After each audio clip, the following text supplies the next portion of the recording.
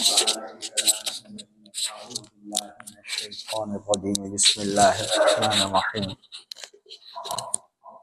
وما قدر اللہ حق قدره والارض جميعا قبضته يوم القيامة والسماوات مطويات بيمينه سبحانه وتعالى عما يشركون وقال وما قدر الله حق قدره إذ قالوا ما أنزل الله على بشر من شيء قل من أنزل الكتاب الذي جاء به موسى نورا وهدى للناس تجعلونه قراطيس صدق الله العظيم.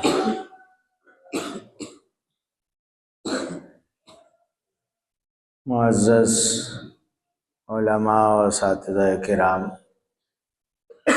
عزیز طلبہ، اللہ بزرگ و برتر کا لاکھ لاکھ شکر اور احسان ہے، انہوں نے ہمیں اپنے حبیب پاک جناب محمد الرسول اللہ صلی اللہ علیہ وسلم پر نازل شدہ کتاب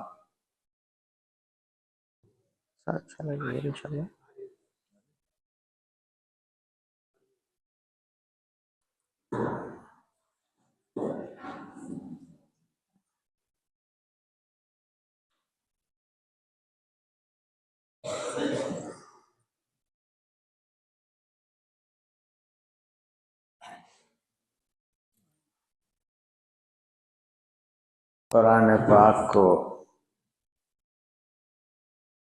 جو رب کی ہدایت، رب کی رحمت اور رب کی طرف سے اپنے مربوبین یعنی انسانیت کے نام نسخہ شفا ہے، اسے پڑھنے، سمجھنے، یاد کرنے اور عمل کی تمرین اور مشق کرنے کے لیے نبوی مہمان خانے میں جمع ہونے کی توفیق اور سعادت عطا فرمائی ہے۔ یہاں جو مدارس ہیں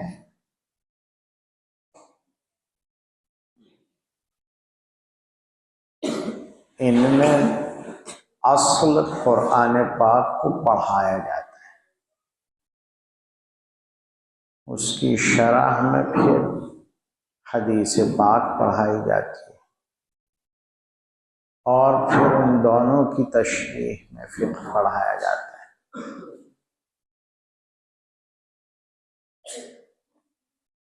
ان کو سمجھنے کے لیے علوم عالیہ پڑھا دیے جاتے ہیں، یعنی صرف، نحو، بلاغت، منطق،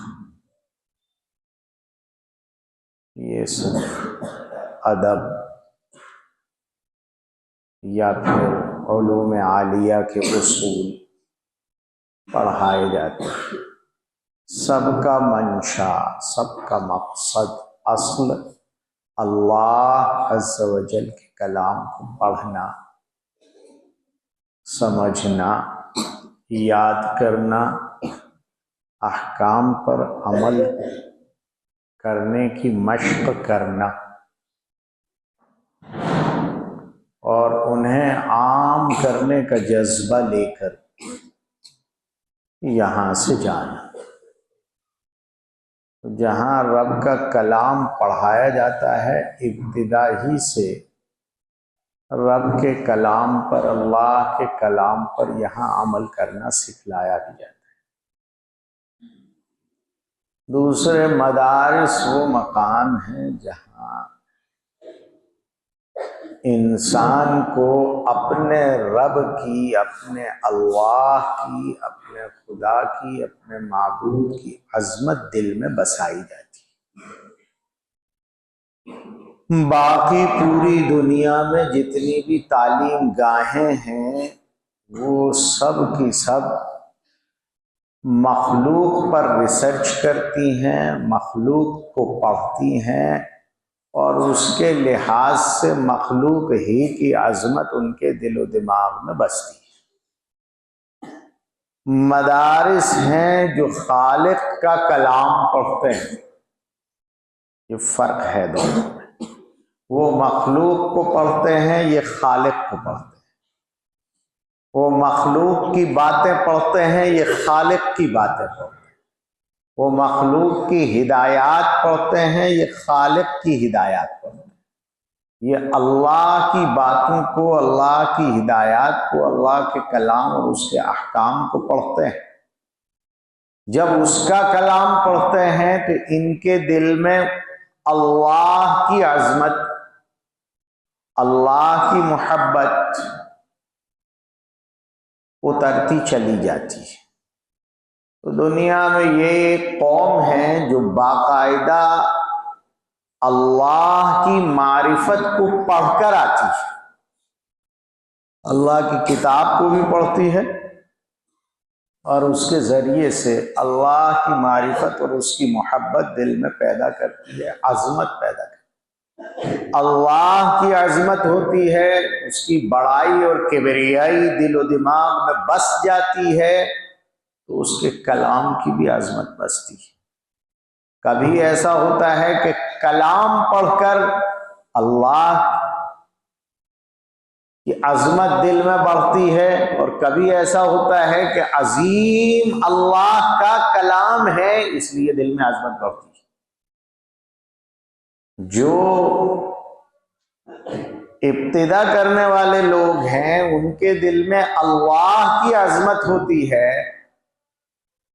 اس لیے وہ کلام کی تعظیم کرتے ہیں۔ ہم قرآن پاک کو اسی لیے سینے سے لگاتے ہیں، اور قرآن پاک کی برکت سے ہم تمام ہی علوم نبوت کی کتابوں کو سینے سے لگاتے ہیں۔ یہ فرق ہے نا ہمارا۔ دوسرے لوگ کتاب کو پیٹھ پر لاتے ہیں، ہم کتاب کو سینے سے لگاتے ہیں۔ یہ ہمارا اور دوسروں کا فرق ہے۔ ہم علم کو آگے رکھتے ہیں، دوسرے اسباب علم کو پیچھے رکھتے ہیں، اور پیچھے رکھنے کی وجہ یہ ہے کہ وہ مخلوق کا علم لیے پھر رہے ہیں۔ ہمیں آگے رکھنے کی وجہ یہ ہے کہ ہم خالق کا علم رکھتے ہیں، وہ بڑا ہے۔ دوسرے یہ کہ جو لوگ مخلوق کا علم رکھتے ہیں، ضروری نہیں ہے کہ جن کے ذریعے سے وہ علم آیا ہے ان کی عظمت ان کے دل میں ہو، لیکن ہم جو علم رکھتے ہیں وہ جس ذات کا ہے، وہ سب سے عظیم ذات، سب سے بڑی ذات، سب سے اعلیٰ ذات، ہمیشہ رہنے والی ذات، محسن ذات، قدم قدم پر ایک ایک سانس اور ایک ایک قطرہ خون کے ایک ایک ذرے کا احسان کرنے والی ذات، ایسی عظمت والی ذات کا کلام پڑھتے ہیں تو اس کی بڑائی ہمارے دل و دماغ میں بسی ہے، اس لیے ہم اس کے علم کو، اس کی کتاب کو سینے سے لگاتے ہیں، آنکھوں سے لگاتے ہیں، اس کو چومتے ہیں، جو ایک عرفی ادب ہے۔ اس کی طرف نہ پیر کرتے ہیں، نہ اس کی طرف پیٹھ کرتے ہیں۔ جو ہمارے یہاں کا عرفی ادب ہے وہ سارے کا سارا ادب ہم اللہ عز و جل کے کلام کو دیتے ہیں، اس لیے کہ کلام پہچانا گیا کلیم سے، متکلم سے، اور متکلم اللہ کی ذات، بھیجنے والا اللہ ہے، بات اس کی ہے۔ تو جب اس کے گھر کی طرف، جو گھر اس کی طرف منسوب ہے، ہمیں منع کیا گیا ہے پیر مت کرنا اس کی طرف، ہمیں منع کیا گیا ہے کہ استنجا مت کرنا اس کی طرف، ہمیں ادب سکھایا گیا ہے۔ گھر کا ادب ہے اس لیے کہ وہ اللہ کی طرف منسوب ہے، کتاب کا ادب ہے اس لیے کہ وہ اللہ کی طرف منسوب ہے۔ تو ہمارے یہاں علم آگے ہے، ہم پیچھے رہتے ہیں۔ علم ہماری نظروں کے سامنے رہتا ہے، علم ہمارے سینے سے لگا رہتا ہے، اور ہم اس کی گواہی دیتے ہیں کہ علم سینے میں بستا ہے، دماغ میں نہیں۔ اگر دماغ میں بسانا ہوتا تو ہم سر پہ رکھتے، لیکن ہم مٹی ڈھونے والوں کی طرح اپنی کتابوں کو سر پر نہیں رکھتے، سینے سے لگاتے، اس لیے کہ یہ دنیا میں دو الگ الگ تھیوریز ہیں، دو باتیں الگ الگ کہی جاتی ہیں دنیا میں۔ ایک یہ کہ علم جتنا بھی ہے وہ سب دماغ میں بستا ہے، دل تو صرف پمپنگ کرتا ہے، اور دوسرا یہ ہے، اب جا کر دنیا وہاں پہنچ رہی ہے دھیرے دھیرے، کہ نئی علم جو ہے وہ دل میں بستا ہے۔ نبوی بات یہی ہے، رسول اکرم صلی اللہ علیہ وسلم کا پیغام یہی ہے کہ علم دل میں بستا ہے، دماغ میں نہیں۔ دنیا والے اس کے قائل ہیں کہ علم دماغ میں بستا ہے، اس لیے وہ کتابوں کو سینے سے نہیں لگاتے۔ ہم اس لیے کہ دل علم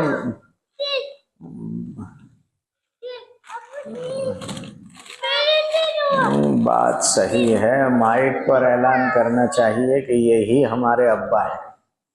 اگر یہ اعلان ایسے نہ ہو تو دنیا کو پتہ کیسے چلے گا علم کی یہ عظمت۔ قرآن پاک چابی بھی ہے دنیا میں تمام علوم کی، جس طرح خالق کا کلام ہے، اور آپ نے قرآن پاک میں پڑھا ہوگا اذا اراد شیئا ان یقول له کن فیکون، اللہ کا جو قول ہے وہ چابی ہے دنیا کے وجود میں آنے کی۔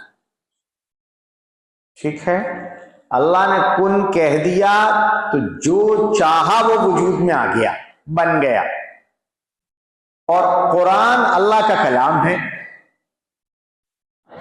کہیں وہ الگ الگ الفاظ میں اسے تعبیر فرماتے ہیں، کبھی قول سے، کبھی انزلنا سے، کبھی نزلنا سے، مختلف انداز ہیں ان کے تعبیر کے، لیکن یہ طے ہے کہ کلام اللہ ہے۔ جب ایک قول کہہ دیا تو دنیا وجود میں آتی ہے، تو پورا کلام جو کچھ کہہ دیا ہے کہ یہ پورا کلام دنیا کی چابی ہے، اس سے پوری دنیا کے، پوری مخلوقات کے تالے کھلتے ہیں۔ اللہ بناتے بھی ہیں اپنے قول کن سے، اور چلاتے بھی ہیں اپنے ہی قول سے۔ اس لیے دماغ کھلتا ہے قرآن سے، شفا ملتی ہے قرآن سے، ہدایت ملتی ہے قرآن سے، گمشدہ چیز مل جاتی ہے قرآن سے، جس کو جو کچھ چاہیے وہ اللہ کے کلام سے مل جاتا ہے۔ اس لیے یہ چابی ہے، سب کی چابی ہے، یہ آسمانوں کی، زمینوں کی، چاند کی، سورج کی، ستاروں کی، سیاروں کی، سب کی چابی یہی ہے، اسی سے سب چلتے ہیں۔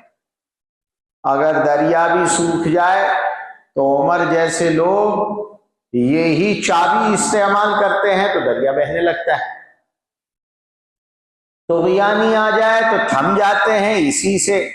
ساریہ جنگل میں ہوں اور کوئی راستہ دکھانے والا نہ ہو، اکیلا شیر ہو تو یہی سناتے ہیں تو وہ سیدھا سیدھا چل پڑتا ہے، راستہ دکھاتا ہے۔ یہی کلام نجاشی کے دربار میں سنایا جاتا ہے تو اس کے دماغ کے دریچے کھل جاتے ہیں۔ جہاں بھی اس کو بولو گے تو یہ ایک ایسی چابی ہے جس سے سب کچھ کھلتا ہے، پوری کائنات کھلتی ہے۔ تو جب کائنات کھلے گی تو ہمارا دل و دماغ کا اسی سے کھلتا ہے، اسی سے کھلتا ہے، سارے عقدے اس سے کھل جاتے ہیں۔ اس لیے آپ نے دیکھا ہوگا کہ حفظ شروع میں کرا دیا جاتا ہے، پہلے پڑھ لو، پہلے یاد کر لو، پھر آگے کے دوسرے جتنے کام ہیں ان سب کے لیے ذہن کے دریچے خود کھلتے چلے جائیں۔ پہلے چابی لاؤ، اس لیے حفظ شروع میں کرایا جاتا ہے۔ لیکن با ادب با نصیب، بے ادب بے نصیب اللہ کا کلام ہے، اور اللہ سب سے بڑے عظمتوں والی ذات، جو اللہ کی عظمت اور اس کے کلام کی عظمت، اس کو یاد رکھنا دونوں لفظ، اللہ کی عظمت اور اللہ کے کلام کی عظمت، جو دونوں کو برقرار رکھے گا قرآن وہاں برقرار رہے گا۔ اس لیے رسول اکرم صلی اللہ علیہ وسلم نے ارشاد فرمایا تھا کہ یاد رکھو قرآن بہت غیور ہے، اس لیے کہ وہ بہت ہی غیور ذات کا کلام، قرآن غیور ہے اس لیے کہ وہ بہت غیور ذات کا کلام ہے، بڑی ذات کا کلام۔ اگر ذرا بھی توجہ کی کمی بھی ہوئی تو ایسے نکل جائے گا جیسے اونٹ اپنی نکیل سے چپ چاپ سے نکل کے چلا جاتا ہے، پتہ جب چلتا ہے جب جا چکا ہوتا ہے، شور مچا کے نہیں جاتا۔ ایسے ہی قرآن پاک جب سینے سے نکلتا ہے تو شور مچا کے نہیں جاتا، ایسے خاموشی سے چلا جاتا ہے کہ حرمان نصیب کو اپنی محرومی کا خود احساس بھی نہیں ہو پاتا۔ کیا ہوا، کیسے ہو گیا یہ؟ کہ دیکھیے جہاں تعظیم ہوگی، بڑا جو ہوتا ہے نا بڑا، وہ تو ادب چاہتا ہے، جہاں اس کا ادب نہیں ہوگا وہاں وہ نہیں جائے گا۔ یہ نظام قدرت ہے کہ بڑا وہیں رہتا ہے۔ یہ گھروں میں جو دھم دھم کی آوازیں آتی ہیں، بچے چونک جاتے ہیں، کوئی بھی عورتوں کو تھپڑ مار جاتا ہے، اور ہر گھر میں اثرات پائے جاتے ہیں۔ آج کل تو لوگوں کے یہاں دیکھا ہوگا بہت سے تعویذ گر ہیں جو یہی سناتے رہتے ہیں کہ سب جگہ اثرات ہیں، ان کے ہیں یا کسی اور کے ہیں یہ پتہ نہیں ہے، لیکن اثرات یہ کہاں سے آ جاتے ہیں؟ یہ اثرات کثرات یہ ہے کیا مسئلہ؟ یہ طلبہ ڈر جاتے ہیں، مدرسے میں ڈر، میں قبرستان میں رہ کر آیا 7 سال، مجھے کوئی نہ دکھا۔ جسے نیچے دفنا دیا وہ اوپر کائے کو آئے گا؟ اگر اوپر آنے قابل ہوتا تو نیچے ہی کیوں دفنایا جاتا؟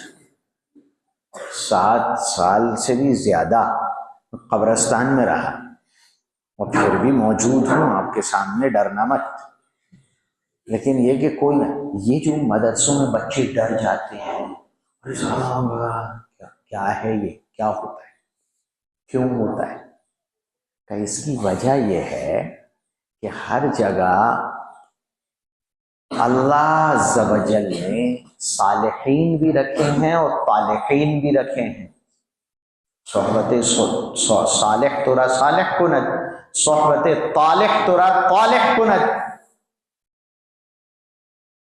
صالحین کی جو جماعت ہے وہ ادب مانگتی ہے، جہاں تعظیم ہوگی، ادب ہوگا، وہاں صالحین رہتے ہیں، اور جہاں ادب نہیں ہوگا، بے ادبی ہوگی، گستاخی ہوگی، گناہ ہوگا، شور شرابہ ہوگا، گناہوں کی باتیں ہوں گی، تو وہاں کیا ہوتا ہے کہ صالحین وہاں سے چلے جاتے ہیں۔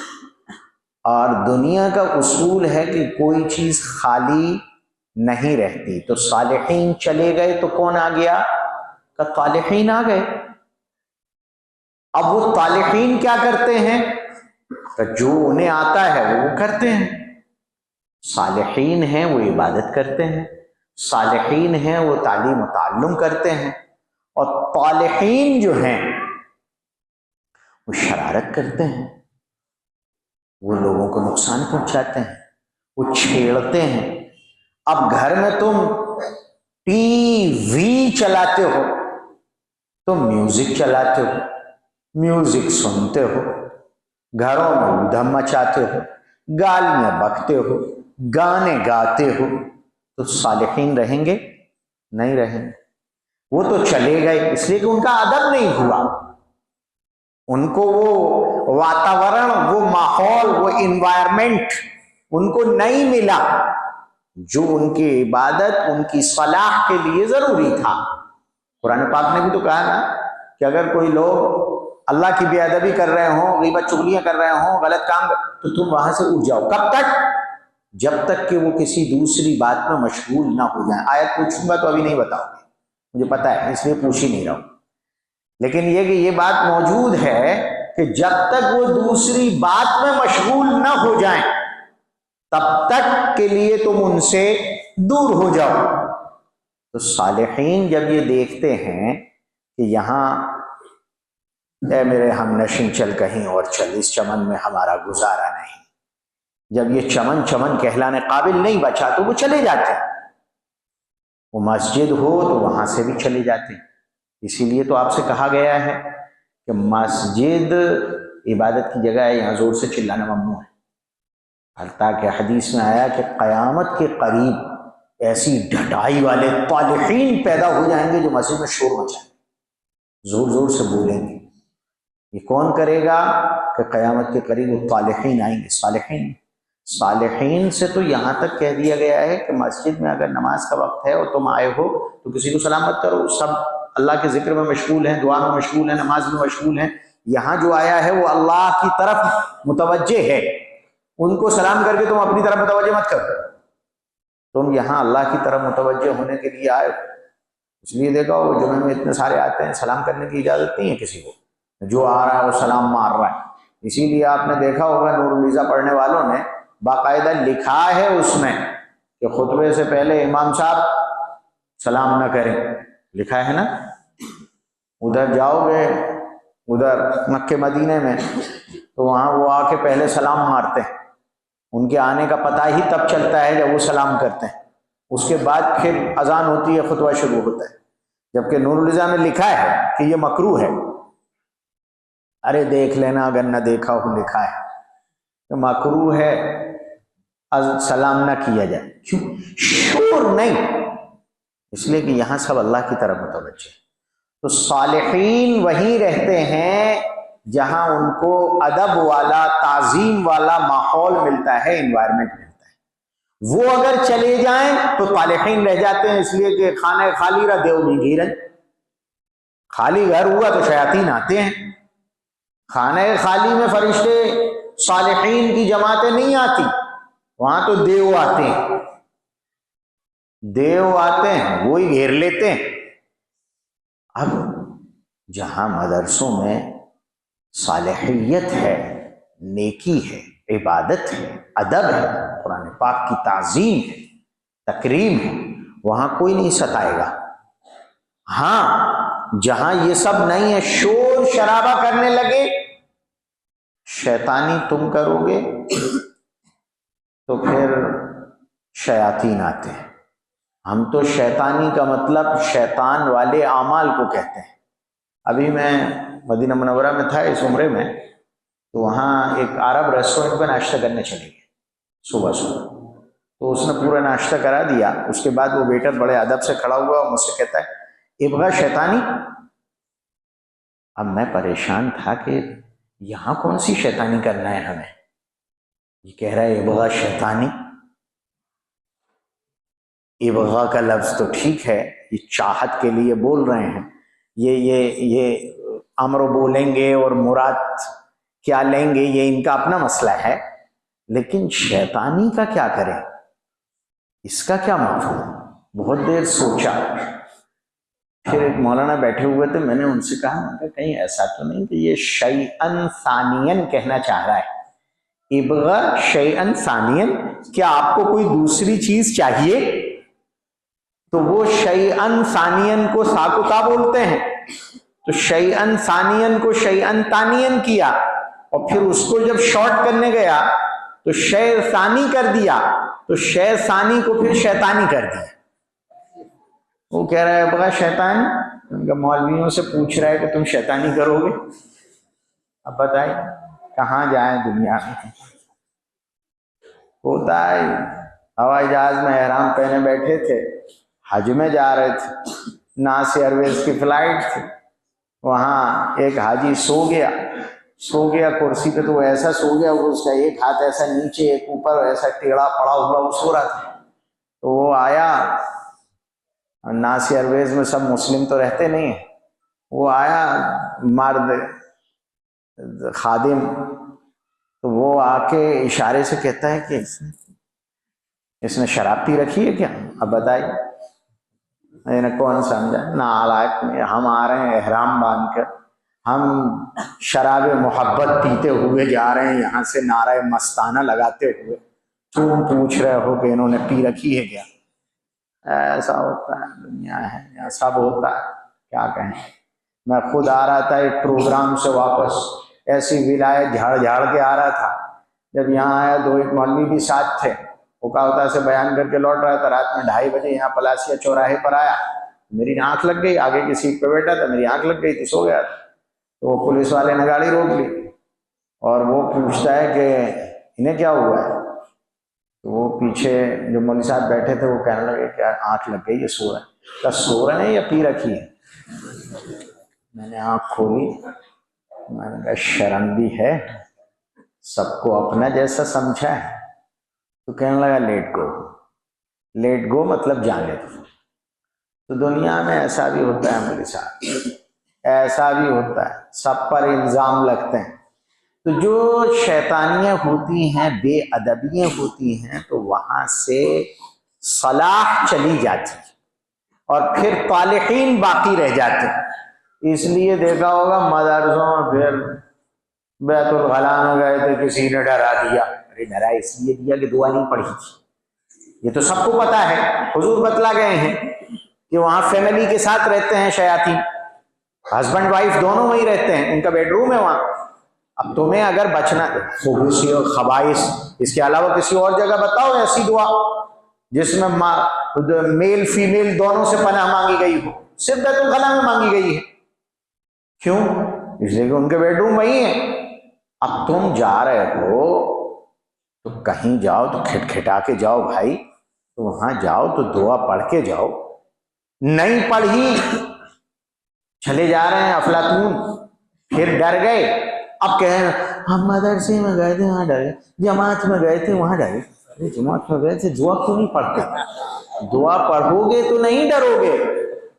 آپ کہیں رہ رہے ہیں تو آپ کو طالحین کو بھگانا ہوگا، صالحین کو لانا ہوگا، اس کے لیے ادب اور تعظیم ضروری، اس کے لیے وہ آداب ضروری ہیں جو جناب محمد الرسول اللہ صلی اللہ علیہ وسلم نے عنایت فرمائے۔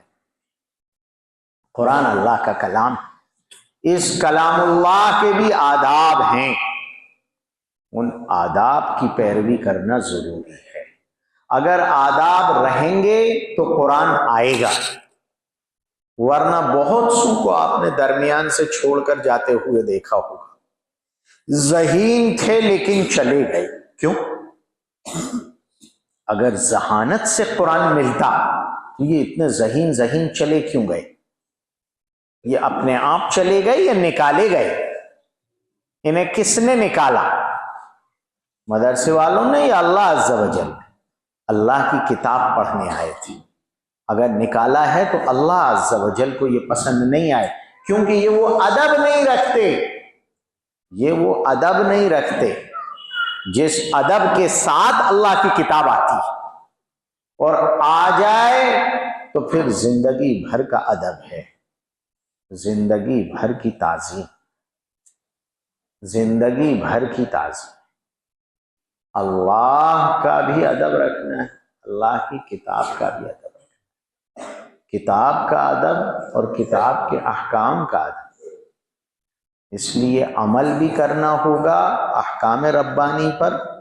اگر ڈھٹائی کے ساتھ ربانی احکام کی توہین کی جاتی ہے، عمل چھوڑا جاتا ہے، تو یاد رکھیے قرآن سینے میں نہیں رہے گا۔ اور اگر اللہ کے کلام کی تعظیم نہیں کی جاتی ہے تو بھی یاد رکھیے کہ اللہ کا کلام سینوں میں نہیں رہے گا۔ یہ دنیا میں دونوں طرح کا نظام ہے اور مستقل قائم ہے، چل رہا ہے، وہ حی و قیوم کا نظام ہے، بدلتا نہیں ہے۔ یہ بھی نظام ہے کہ اگر کسی نے قرآن پاک کا حامل ہونے کی وجہ سے اس کا ادب کیا، تعظیم کی، تو اس کی نسلوں میں اللہ نے قرآن والے پیدا کیے۔ اور یہ بھی کیا ہے، یہ بھی روزانہ ہو رہا ہے کہ جنہیں قرآن مل گیا تھا اور انہوں نے قرآن پاک کی تحقیر کی، جس ادب کا وہ متقاضی ہے، وہ ادب اور وہ تعظیم اور وہ عظمت اور وہ اہمیت نہیں رکھی، تو آپ دیکھیں گے کہ ان سے تو گیا قرآن، ان کی نسلوں سے بھی چلا گیا، ان کی نسلوں سے بھی چلا گیا۔ ہم حافظ صاحب تو ہیں لیکن تراویح نہیں پڑھاتے۔ ارے پڑھاتے کیا نہیں ہو، خدا نے تم سے مسلط چھین لیا ہے، تمہیں اس کی اجازت ہی نہیں ہے کہ تم مصلی پر کھڑے ہو، اس لائق نہیں سمجھا گیا ہے۔ اس کی وجہ کوئی اور نہیں ہے، تمہاری بے ادبی ہے۔ رو، آنسو بہاؤ، گڑ گڑاؤ، معافی تلافی کرو اپنے اللہ سے، اور پھر کلام رب کو پڑھو۔ اگر اس نے معاف کر دیا تو نسلیں تمہاری ممبر سے نہیں اتریں گی، اور اگر تم ہی محروم ہو گئے تو آگے محرومی کا سلسلہ طویل ہوتا چلا جائے گا۔ جو اہمیت والی چیز ہوتی ہے، بڑی چیز ہوتی ہے، اس کی تعظیم ضروری ہے۔ بڑے کی طرف سے آئی ہوئی چیز جو ہوتی ہے اس کی زیادہ تعظیم کرنی پڑتی ہے، اکرام اور احترام کرنا پڑتا ہے، خیال رکھنا پڑتا ہے۔ مجھے یاد آتا ہے ایک زمانہ تھا، بہت غربتیں تھیں، دور عجیب سا تھا۔ ایک صاحب تھے، بہت غریب تھے بیچارے، صبح سردی میں ٹھٹر رہے تھے۔ والد صاحب نے انہیں دیکھا کہ بہت ادھر سردی بھی زیادہ پڑتی ہے، یہاں تو لوگ عیش کر رہے ہیں، سردی بھی بہت شدید، اور وہ بیچارے ٹھٹر رہے تھے۔ تو والد صاحب نے اس زمانے میں باقاعدہ، جب گاؤں میں کوئی سامان ملتے بھی نہیں تھے، باقاعدہ ایک آدمی کو کہا اور اس کو بھیجا اور ان کے لیے ایک موٹی دبیز شال منگوائی، اور وہ انہیں بلا کر پیش کی کہ دیکھو سردی میں ٹھٹرتے رہتے ہو، اب سویٹر میں منگاتا تو پتہ نہیں تمہاری ناپ کا ہوتا نہیں ہوتا، پھر سویٹر سے اکیلے بدن تو ڈھک جائے گا، سر تو نہیں ڈھکے گا، کان تو نہیں ڈھکیں گے، پیر تو نہیں ڈھکیں گے، لیکن شال میں یہ ہے کہ تم رات کو اوڑھ کر سو بھی سکتے ہو، اور دن میں تم اس سے سر بھی ڈھانک سکتے ہو، کان بھی ڈھانک سکتے ہو، بدن بھی ڈھانک سکتے ہو، پیر بھی چھپا سکتے ہو، سب کر سکتے ہو۔ شال کی یہ خاصیت ہے، وہ چونکہ محدود نہیں ہوتی لباس کے کٹنگ میں، لامحدود ہے، تو وہ پورے جسم کو ڈھانک لیتی ہے۔ تو یہ شال تم رکھو، یہ سردی میں استعمال کرنا اس کو۔ وہ لے گئے، بڑی آنکھوں سے لگا کر بیچے۔ اب ان کو دونوں تینوں قسم کے احساس تھے، ایک یہ کہ اس سے میری سردی کا مسئلہ حل ہو رہا ہے، دوسرے یہ کہ مولانا نے دی ہے۔ اب خدا کا کرنا کہ وہ بس سے سفر کر رہے تھے، صبح سے گئے تھے، دوپہر ہو گئی، ادھر سے جب واپس آئے تو گرمی ہو گئی تھی، تو انہوں نے شال کی گھڑی کر کے وہ بس میں جہاں سامان رکھا جاتا ہے وہاں رکھ دی، اترے بھول گئے۔ اب بھول کے وہ گھر آ گئے، گھر آئے تو گھر والوں نے پوچھا شال کہاں ہے؟ گھر والوں کو سامان کی بہت فکر رہتی ہے، سامان والے کی نہیں رہتی، سامان کی فکر رہتی ہے۔ ہاں پوچھا کیا؟ اب انہیں خیال آیا، یہ سائیکل لے کے دوڑ رہے اور رو رہے، ایک تو یہ کہ شال رہ گئی، کل سے پھر وہی ٹھٹرنا ہے، اور دوسرے یہ کہ مولانا نے کہاں کہاں سے منگا کر دی تھی، ایک تو بڑے آدمی نے دی تھی، بزرگ نے دی تھی، تبرک بھی تھا، اور دوسرے یہ کہ مولانا کو اب کل میں مسجد میں نظر آؤں گا تو جواب کیا دوں گا۔ وہ روتے روتے سائیکل دوڑا رہے اتنی بری طرح، اور کہاں جا کر بس والا چلتا تو تیز ہے لیکن رکتا بہت ہے، کہیں اس کو جا کے پکڑا، اور روتے روتے وہ کنڈکٹر سے کہا کہ بھیا میری شال یہاں رہ گئی تھی، اللہ کے واسطے وہ مجھے دے دے۔ اس کا رونا دیکھ کر اس نے رکھ لی تھی، پھر بھی دے دی وہ شال۔ یہ دیکھیے، ایک آدمی ہے، ایک بزرگ ہے، اس نے کوئی چیز دی تھی تو اس کی تعظیم کا اندازہ لگائیے کہ اس آدمی کے دل میں اہمیت کتنی ہے۔ میرے اللہ نے مجھے اپنا کلام دے دیا، میں اس کا پارہ ہی بھول جاؤں، میں اس کی آیات بھول جاؤں، میں اس کے احکام بھول جاؤں۔ مجھے حافظ صاحب سے پوچھو تو کہتے ہیں وہ 11 سے لے کر 19 تک کمزور ہیں، باقی ٹھیک ہیں۔ ارے میرے بابا، اللہ نے تجھے قرآن دیا تھا،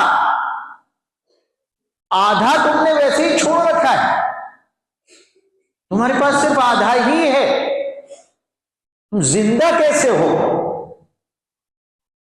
کل اللہ کو کیا منہ دکھاؤ گے؟ اللہ کی نعمت ہے، اس کو سینے سے تو لگاؤ، اس کی قدر تو کرو۔ یہ ایک آیت کیا، ایک لفظ اگر چھوٹ جائے تو نیند کیسے آ جائے گی؟ یہ کلام اللہ کی تعظیم۔ اگر یہ نہ ہو تو خود قرآن کہتا ہے ما قدر اللہ حق قدرہ، جیسی قدر کرنی چاہیے تھی ویسی قدر نہیں کی۔ یہ تو قرآن کے ساتھ وہ سلوک کرتے ہیں جو غیر منزل کتابوں کے ساتھ ہوتا ہے۔ غیر منزل کتابیں مخلوق کی ہیں، مخلوق کو تو پتہ بھی نہیں ہے کہ تم کتنا پڑھے ہو کتنا نہیں پڑھے۔ تم 2 لائن سنا دو گے تو وہ سمجھیں گے کہ ہاں ہماری کتاب پڑھ لی تھی، خوش ہو جائیں گے۔ وہ اللہ ہے، التقوی ہاہنا لن ینال اللہ لحومها ولا دماغها ولکن ینالہ التقوی منکم ان اللہ لا ينظر الى اجسامکم ولا الى صورکم ولکن ينظر الى قلوبکم۔ وہ جو تمہارے دلوں کو دیکھ رہا ہے اس کو یہ نہیں پتا کہ تم کتنا بھولے ہو اور کتنا یاد ہے۔ کلام اللہ کی عظمت کو سمجھو، یہ نعمت مل جاتی ہے بچوں۔ اور سچائی یہ ہے کہ ہم جب حافظ ہوتے ہیں تو ہمیں اتنی ساری فضیلتیں اپنے حافظ صاحب ہو جانے کی سنا دی جاتی ہیں کہ ابھی سے ہی ہمیں اس کا یقین ہوتا ہے، بلکہ سر پہ تھوڑا تھوڑا وزن لگنے لگتا ہے کہ ہاں وہ تاج رکھ گیا۔ وہ تاج ابھی نہیں رکھا، بہت دیر میں رکھے گا مودی صاحب۔ لینا آسان ہے، بچانا مشکل ہے۔ لینا آسان ہے، بچانا مشکل ہے۔ بچا کر لے جانا یہ سب سے بڑی نعمت ہے۔ اس لیے جب اللہ توفیق دے پڑھنے کی اور تکمیل تک پہنچنے کی تو گڑ گڑا کے اللہ سے یہ مانگو کہ اللہ جب اتنی عظیم نعمت آپ نے دے دی ہے، اتنی عظیم جو نعمت نبی کو دی تھی وہ مجھے دے دی، حضور کو یاد کرایا تھا اور کہہ دیا تھا ان علینا جمعہ وقرآنہ، دل میں جمانا ہمارا کام ہے۔ جس کے دل میں بھی جمع ہے جمایا اللہ نے ہے۔ اے اللہ جب آپ نے دل میں جما دیا تو اب نکلنے سے بچا دے۔ اب جب تک رہیں قرآن کے ساتھ رہیں، دنیا سے جائیں قرآن کے ساتھ جائیں۔ یہ ہماری زندگی کا وہ رنگ ہو، صبغۃ اللہ ومن احسن من اللہ صبغہ، اللہ کے رنگ میں، اللہ کے کلام کے رنگ میں، اللہ کے احکام کے رنگ میں، قرآن کے رنگ میں ایسے رنگ جاؤ کہ تم مرتے مر جاؤ لیکن یہ رنگ مانگنا پڑے تم سے۔ یہ ضروری ہے۔ خلاصہ یہ نکلا کہ قرآن اللہ کی کتاب ہے، اللہ سب کو پیدا کرنے والے ہیں، سب سے بڑے ہیں، وہی بڑے ہیں جن کو بڑائی ملی ہے، وہ ان کا عطیہ ہے، ان کی بڑائی ذاتی ہے، وہ متکبر ذات ہے، ان کو تعریف اور بڑائی پسند ہے۔ اس لیے اللہ کی تعظیم، اللہ کے احکام اور اس کی کتاب کی تعظیم یہ ہم پر فرض ہے۔ صرف قرآن کی تعظیم کرو گود میں لے کر اور سر سے لگا کر اور احکام کی خلاف ورزی ہو، بے وضو قرآن پڑھ لیا اور آنکھوں سے چوم رہے ہیں، لگا رہے ہیں، بوسے دے رہے ہیں، معاف کیجئے، احکام ربانی کی تعظیم کے بغیر قرآن کی تعظیم نہیں ہو سکتی۔ آپ کو احکام پر عمل کرنا ہو، قرآن خود کہہ رہا ہے لا یمسہ الا المطہرون، اس کو نہ چھوئیں مگر وہ لوگ جو خوب پاکیزہ ہوں۔ یہ حکم رب ہے نا، آپ ہاتھ بھی نہیں لگا سکتے، ادب کرنا تو بہت دور کی بات، آپ قریب بھی نہیں جا سکتے، پہلے پاک ہو کر آئیے اس کے بعد ہاتھ لگائیں گے۔ احکام ربانی پر عمل، احکام ربانی پر عمل۔ معاف کیجئے، معاف کیجئے، اپنی برادری ہے اس لیے عرض کرتا ہوں، ہم لوگ چونکہ مسجدوں میں رہتے ہیں، مدرسوں میں رہتے ہیں، قرآن پاک کے احکام کے درمیان رہتے ہیں، سچائی یہ ہے کہ اللہ کی عظمت دل میں کم ہونے کی وجہ سے ہمارے دلوں میں احکام کی وہ اہمیت بھی نہیں ہے جو عوام الناس کے دلوں میں، ان کے یہاں تلبس کم ہے، وہ عمل چاہے نہ کریں لیکن تعظیم رکھتے ہیں۔ ہمارا حال یہ ہے کہ ہم عمل تو کرتے ہیں اس لیے کہ کرایا جا رہا ہے، لیکن تعظیم نہیں رکھتے، اور تعظیم کی کمی سے نعمتیں چھن جاتی ہیں۔ اس اہمیت کو سمجھو۔ اللہ عز و جل ہر ایک کو اپنی عظمت دل کی گہرائیوں میں اتار لینے کی توفیق عطا فرما دے، کتاب کی عظمت دل کی گہرائیوں میں اتار لینے کی توفیق عطا فرمائے، قرآن کا احترام دل سے کرنے کی توفیق عطا فرمائے، ہمیشہ اسے پڑھتے رہنے کی توفیق عطا فرمائے۔ مجھے موبائل کی مضامین سے محبت ہے تو میں اسے دیکھتا رہوں گا، مجھے ناول سے محبت ہے تو میں اسے پڑھتا رہوں گا، مجھے کسی کردار سے محبت ہے تو اس کی فلمیں دیکھتا رہوں گا، کیریکٹر کی۔ اگر مجھے کھیل سے محبت ہے تو میں کرکٹر کو دیکھتا رہوں گا۔ مجھے اللہ سے محبت ہے، اس کے کلام سے محبت ہے، اور مجھے یہ پتا ہے کہ میری جیونی یہی ہے، تو میں قرآن پڑھتا رہوں گا جب مجھے وقت ملے گا۔ دوسرے اپنا اپنا کام کرتے نظر آئیں گے، قرآن والا قرآن پڑھتا نظر آئے گا۔ وہ بس میں بیٹھا ہے تو قرآن پڑھے گا، وہ موٹر سائیکل پر بیٹھا ہے تو قرآن پڑھے گا، وہ مجلس میں جہاں تنہا ہوا وہاں اپنا قرآن پڑھے گا۔ وہ اس کا تعلق اپنے قرآن سے ہے، اپنے اللہ کی کتاب سے ہے، اور وہ یہ سمجھتا ہے کہ یہ عظیم ترین نعمت اللہ نے مجھے دی ہے، دنیا والوں کے حصے میں نہیں ہے، اس لیے وہ مخلوق میں الجھے ہیں، میں خالق کے ساتھ ہوں۔ اس نعمت کے ساتھ، اس عظمت کے ساتھ قرآن پاک کو حفظ کرو، اور جنہوں نے حفظ کر لیا ہے دعا کرو اللہ عز و جل ہمیں قرآن سے ایسی والہانہ محبت نصیب فرما دے، رنگ جانے والا بنا دے۔ جو حافظ ہو گئے ہیں، جو ہو رہے ہیں، جو ہونے بیٹھ رہے ہیں، جو دوسری کتابیں پڑھنے لگے ہیں، اور جو پڑھ کے علامہ کلامہ فہامہ سب بن چکے، اللہ سب کو اپنی کتاب سے ربط نصیب فرمائے، انسیت نصیب فرمائے۔ جو دنیا میں پڑھتے رہو گے تبھی تو قبر میں پڑھو گے۔ وہ لکھا ہے نا کہ قبر میں کون آئے گا؟ جب عذاب آئے گا دائیں طرف سے تو قرآن آئے گا۔ کب آئے گا؟ جب تم پڑھ رہے ہوگے تب آئے گا۔ کیوں پڑھو گے؟ اس لیے کہ ہر تنہائی کا رفیق تمہارا قرآن ہے۔ وہ نہیں دیکھا وہ دعا اخیر میں جو ہے، وہ بھی تو یاد، ارے وہ آنس وحشتی والی کو تو تم لوگوں نے قرآن پاک کی ایک صورت بنا لیا مستقل، اسی ترنم سے پڑھتے ہیں جس ترنم سے قرآن پڑھتے ہیں۔ ارے بھائی یہ حدیث ہے، قرآن نہیں۔ اس کو ان مدوں کے ساتھ اور جزموں کے ساتھ اور تشدیدوں کے ساتھ اور غنوں کے ساتھ نہیں پڑھا جائے گا جس طرح آپ قرآن پاک کو پڑھتے ہیں۔ یہ قرآن نہیں، غیر قرآن کو قرآن کی طرح نہیں پڑھا جاتا۔ اللہم نور قلوبنا بالقرآن وزین اخلاقنا بالقرآن ونجنا من النار بالقرآن وادخلنا فی الجنت بالقرآن۔ ہے نا یہ دعا بھی؟ یہ اصل میں دوسرے صفحے پر لکھی ہے، تم نے نیچے تمت پڑھ لیا تو تم دوسرے صفحے تک جاتے نہیں۔ دوسرے صفحے پر جو دعا ہے وہ بھی تو کام کی ہے۔ اللہم اجعل القرآن لنا فی الدنیا قرینا وفی القبر مونسا وعلی الصراط نورا وفی الجنت رفیقا ومن النار سترا وحجابا الى الخیرات کلها دلیلا فاکتبنا علی التمام وارزقنا اداء بالقلب واللسان والسعادت والبشارت من الایمان۔ یہ دعا لکھی ہے، اس کو بھی پڑھا کرو۔ اس میں لکھا ہے کہ قبر کا قرین بنا دے، قبر کا ساتھی بنا دے۔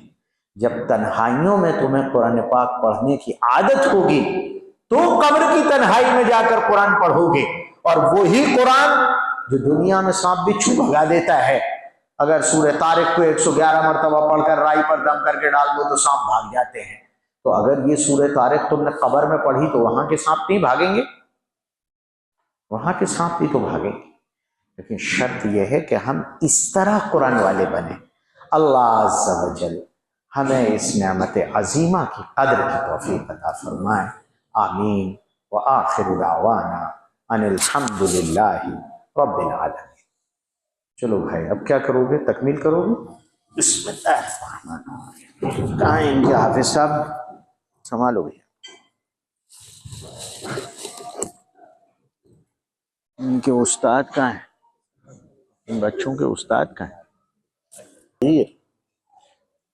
اللہم صلی وسلم وبارک علی سیدنا و نبینا و مولانا محمد صلاة تنجینا بها من جمیع الاحوال والآفات وتقضی لنا بها جمیع الحاجات وتطہرنا بها من جمیع السیئات وترفعنا بها اعلی الدرجات وتبلغنا بها اقصى الغایات من جمیع الخیرات فی الحیاة وبعد الممات انک علی کل شیء قدیر۔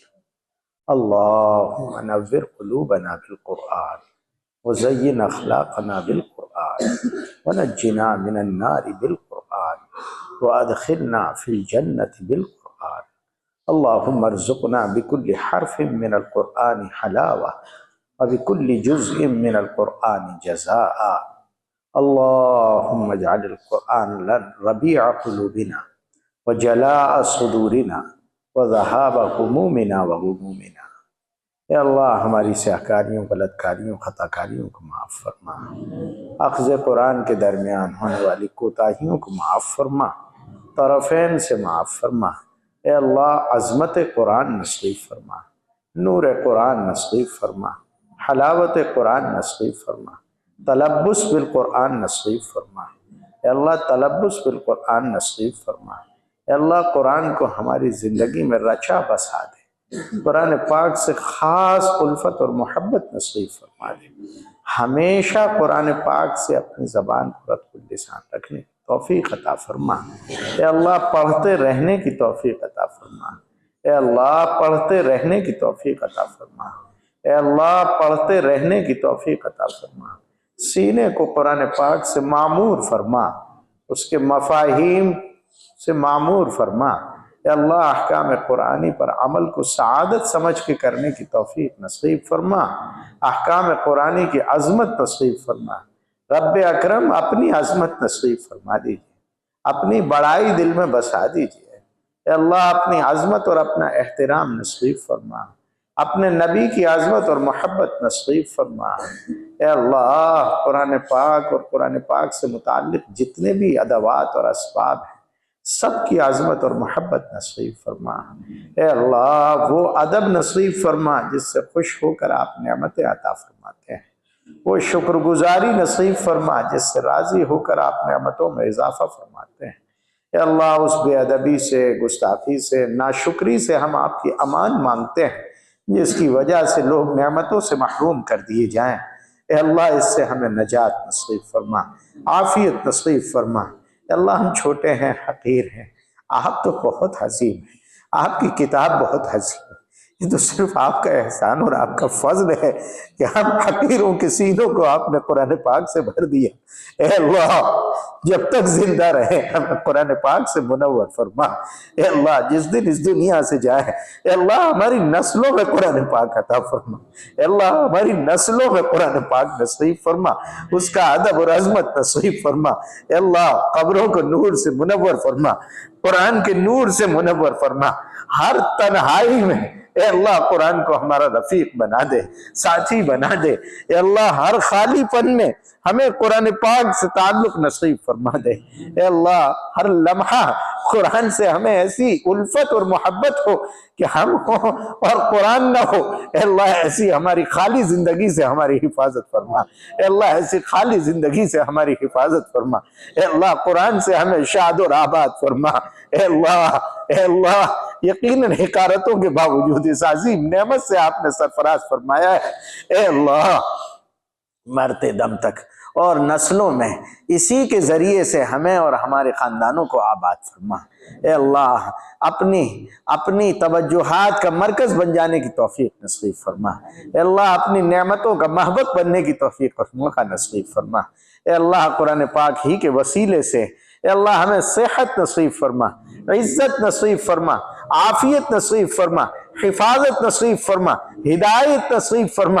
اے اللہ ہر وہ خیر جو آپ قرآن والوں کو عطا فرماتے ہیں، ہم اس کے بھکاری ہیں، اپنے ہی فضل و رحمت سے ہمیں بھی نصیب فرما۔ اے اللہ ہر وہ شر جس سے آپ قرآن پاک کے حاملین کی حفاظت فرماتے ہیں، اے اللہ ہم آپ کی امان اور روٹ چاہتے ہیں، اے اللہ ہمیں امان اور حفاظت نصیب فرما۔ اے اللہ یہ مراکز قرآنیہ کی حفاظت فرما۔